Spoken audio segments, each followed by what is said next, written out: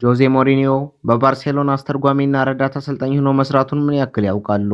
ሞሪኒዮ የተሳካለት አሰልጣኝ ከመሆኑ በፊት በካታሎኑ ክለብ ባርሴሎና የአስተርጓሚነትና ረዳት አሰልጣኝነት ስራ መስራት ችለዋል። ሞሪኒዮ ብዙ ቋንቋዎችን መናገር ከሚችሉ አሰልጣኞች አንዱ ነው።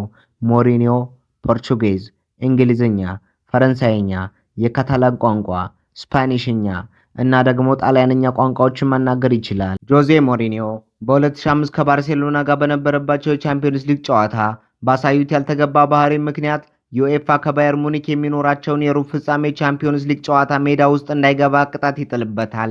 ሞሪኒዮ ግን አስገራሚ ነገር ፈጸመ።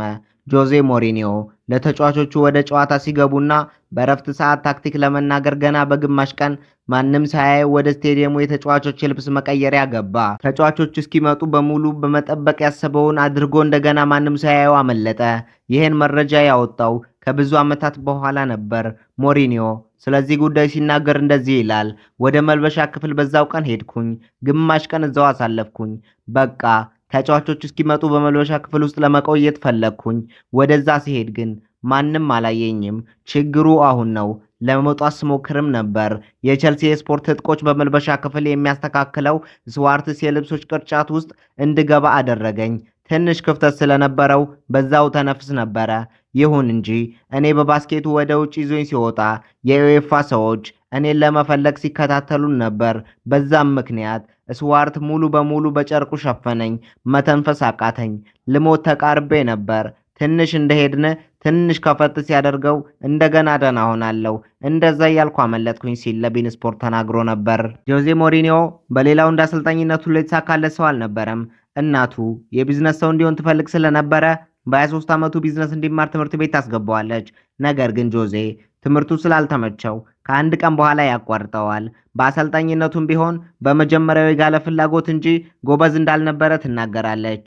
ጆዜ ሞሪኒዮ በአሰልጣኝነት ዘመኑ ለ9 ዓመታት በሜዳ ያልተሸነፈ ብቸኛው አሰልጣኝ ነው። በየካቲት 2002 የፖርቶ አሰልጣኝ እያለ በቤራማር ከተሸነፈ በኋላ ለ151 ጨዋታዎች በሜዳው አልተሸነፈም ነበር። በእነዚህ 9 ዓመታት ፖርቶ፣ ቼልሲ፣ ኢንተር ሚላን እና ሪያል ማድሪድን አሰልጥነዋል። የሪያል ማድሪድ አሰልጣኝ እያለ ከ9 ዓመታት በኋላ በሚያዝያ 2011 በስፖርቲንግ ሊዝበን ተሸነፈ።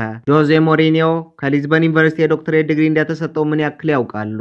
ሞሪኒዮ ስራውን ሀብሎ የጀመረው በፊዚካል ኤክሰርሳይዝ የትምህርት አይነት አስተማሪ በመሆን ነበር። በዚህም ሊዝበን ዩኒቨርሲቲን ለማስታወስና ሞሪኒዮ በአሰልጣኝነት ዘመኑ ለሰራው ምርጥ ስራ ምክንያት በማድረግ የዶክትሬት ማዕረግ ሰጡት። በሽልማት ስነ ስርዓቱም ሞሪኒዮ አላውቅም፣ ይህን ሽልማት ይገባኝ እንደሆነ ሲል ተናግሮ ነበር። ጆዜ ሞሪኒዮ በ2004-2005 ቼልሲ ከ1955 በኋላ የመጀመሪያ የሊግ ዋንጫውን እንዲያሸንፉ አደረገ። 95 ነጥቦችን በመሰብሰብ በፕሪሚየር ሊግ የመጀመሪያ ክለብም ሆኖ ነበር።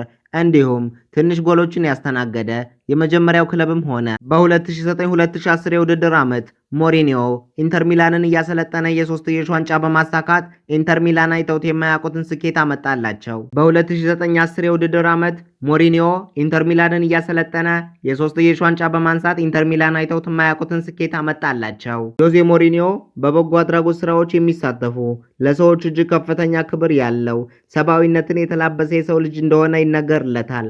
በተለይ አፍሪካውያንን አብዝቶ የሚወድ ሰው ነው። ለካንሰር ታማሚዎች፣ ለአፍሪካውያን ህፃናት ምግብ ነክ ነገሮችና ሌሎች ስራዎች መስሪያ የሚሆን ገንዘብ በየጊዜው የሰጠ ሰው ነው። ጆዜ ሞሪኒዮ የእግር ኳስ ተጫዋች የነበረ ቢሆንም በተጫዋችነት ዘመኑ ያልተሳካለት እንደነበረ ይገለጻል። ሞሪኒዮ በተጫዋችነት ዘመኑ 94 ጨዋታዎችን ያደረገ ሲሆን 13 ጎሎችን ማስቆጠር ችሎ ነበር። የሚጫወትበትም ቦታ አማካይ ነበር። የሞሪኒዮ አባትም የእግር ኳስ ተጫዋች የነበረ ሲሆን በግብ ጠባቂነት ሚና ሀገሩን ወክሎ ተጫውቶ ነበር።